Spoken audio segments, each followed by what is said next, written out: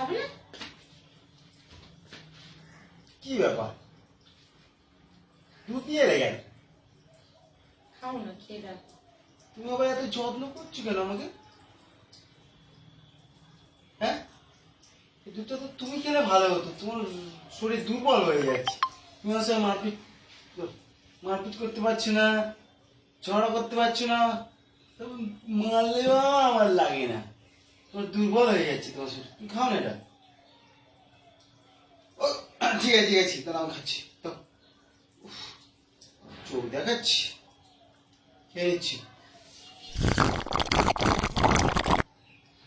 গরম আছে, তাও খেয়ে নি তাহলে।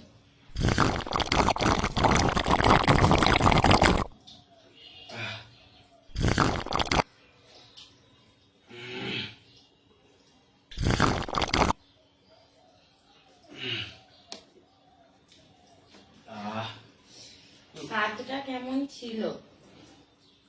ভালো খেতে, দুধের মতো। যাক, বাঁচা গেছে। কি হয়েছে কি হয়েছে কি আছে বলবে?